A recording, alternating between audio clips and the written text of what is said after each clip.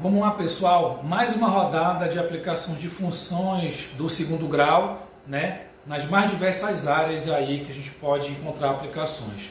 Agora nós vamos fazer duas aplicações, uma relacionada na área da economia e outra relacionada na área da biologia. Então vamos começar com a primeira aplicação na área da economia. Então, o que acontece? As empresas, elas geralmente fazem estudos, né, relacionadas a várias questões, né, de ganhos que existem na empresa. E um desses estudos está relacionado com a questão da receita da empresa, né, relacionada à venda de um determinado produto. Então, olha só que interessante esse gráfico aqui. Aqui no eixo X eu tenho o valor do produto a ser vendido. E no eixo Y eu tenho o lucro com esse produto que foi vendido. Então, olha só a relação que existe bem aqui. Se eu tiver um valor do produto baixo, logicamente que eu vou ter um lucro baixo.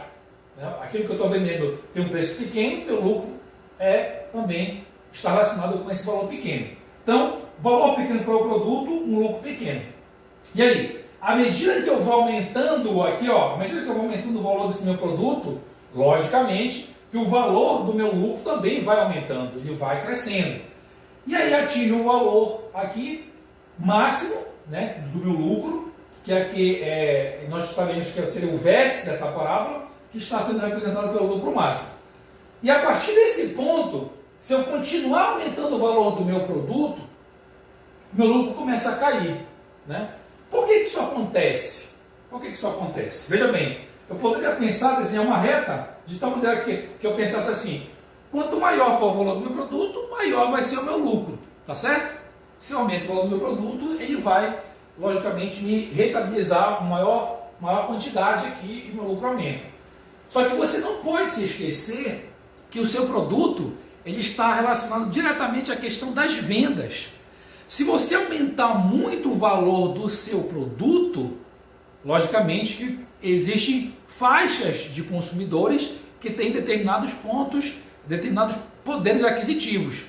Se o seu produto aumentar o valor expressivamente, menor vai ser a parcela daqueles consumidores que vão conseguir comprar o seu produto ou que vão optar pela compra do seu produto. Haja vista que no mercado existem outros produtos que realizam a mesma função do seu produto, tá certo? Então, se você continuar aumentando muito o preço do seu produto, existe uma relação de redução do número de vendas. Então, apesar do seu produto estar com valor alto, você vai ter menos consumidores comprando aquele seu produto. E aí, a partir desse momento aqui, né, desse valor que eu começo a aumentar, o meu lucro ele começa a diminuir, não em função do valor do produto que está crescendo, né, mas em função da quantidade do número de vendas, né, que a sua empresa está conseguindo vender, o escoamento do seu produto. Então, essa curva ela é muito utilizada na área de economia e aplica-se uma quantidade enorme, né, dentro da área de economia. Então, esse lucro aqui, ele atinge o valor máximo e depois, a partir desse momento, ele começa a decrescer, muito em função do valor do produto e em função também do poder aquisitivo dos consumidores, que passam a optar por produtos mais em conta. Então, dentro dessa característica aqui, poderia ser feito um estudo, né? E dentro desse estudo a empresa poderia fazer testes de vários meses, né, alterando o valor do seu produto e coletando a quantidade do número de vendas. E a partir disso, então, a empresa poderia fazer uma prospecção, poderia projetar e determinar qual seria o valor, né, ideal para que o lucro da empresa fosse máximo. Nem muito alto e nem muito baixo. Entendidos? Tudo certinho aí, pessoal? Então essa seria uma primeira aplicação já na área da economia. Na área da biologia, onde é que se aplica a função do segundo grau na área da biologia? Olha só o que acontece. Aqui no eixo X agora eu tenho a temperatura e aqui no eixo Y eu tenho a taxa da fotossíntese. Qual é o objetivo aí? Produzir a clorofila. Então as plantas, elas têm uma determinada taxa de produção de clorofila e essa taxa de produção de clorofila, que é realizada pela taxa de fotossíntese, né, a velocidade de reação química que as folhas fazem, ela está relacionada diretamente com a temperatura. Então, o que acontece no caso lá da pessoa da biologia? Conforme eu vou aumentando a minha temperatura, isso é ideal para o processo químico que ocorre internamente lá nos vegetais.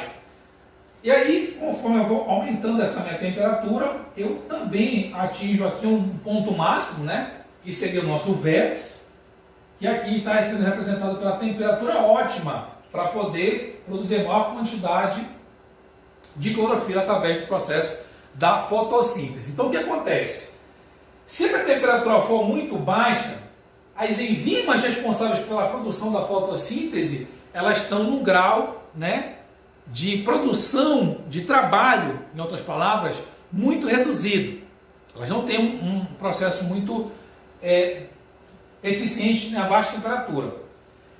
E se aumentar demasiadamente a minha temperatura, o que acontece? Existe dentro do processo da fotossíntese o que nós chamamos de estômatos, que são as aberturas para as trocas gasosas. No caso aí, a absorção do CO2. Tá? Se a temperatura se eleva muito, o que acontece? Esses estômatos eles fazem as trocas gasosas, mas eles também fazem trocas, outros tipos de trocas. E aí, nesses estômatos pode ser que haja a perda de líquido, a perda de água. Então a planta, quando a temperatura aumenta muito, ela prefere diminuir, olha lá, ela prefere diminuir a produção da sua fotossíntese para não perder muita água, porque senão ela vai se desidratar, né? Então ela fecha mais lá os seus estômatos, reduz a entrada de CO2, mas em compensação também reduz o quê? A evaporação, a perda de água.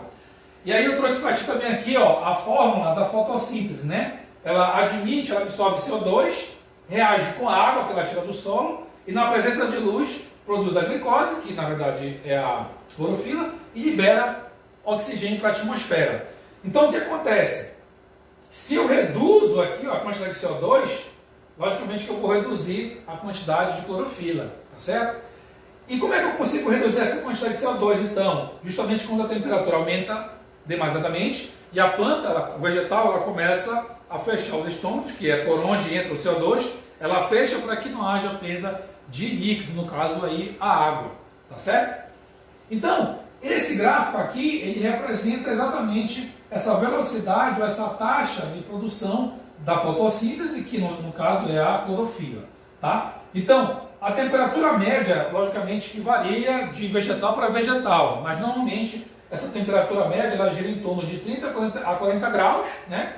E 35 graus seria aí, então, a temperatura ótima para que aquela planta produzisse de forma satisfatória uma quantidade de clorofila que é fundamental para a própria sobrevivência do vegetal, da planta, tá bom? Então, nesse exemplo aqui, 35 graus seria o valor máximo. Então, novamente, ó, é uma taxa, a temperatura ela é boa, né? Só que até certo ponto. Se nós elevarmos muito a temperatura, a taxa de fotossíntese reduz, e aí caracterizando mais uma vez a aplicação de uma função do segundo grau. Se nós formos modelar aquilo ali, certamente vai dar uma função do segundo grau naquele formato. f de x igual a x quadrado, mais o bx, mais um c.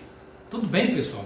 Então essa aqui é mais uma rodada aí de aplicações para vocês da importância da função de segundo grau. Vamos dar mais uma continuidade e mais alguns exemplos daqui a pouco. Vamos lá!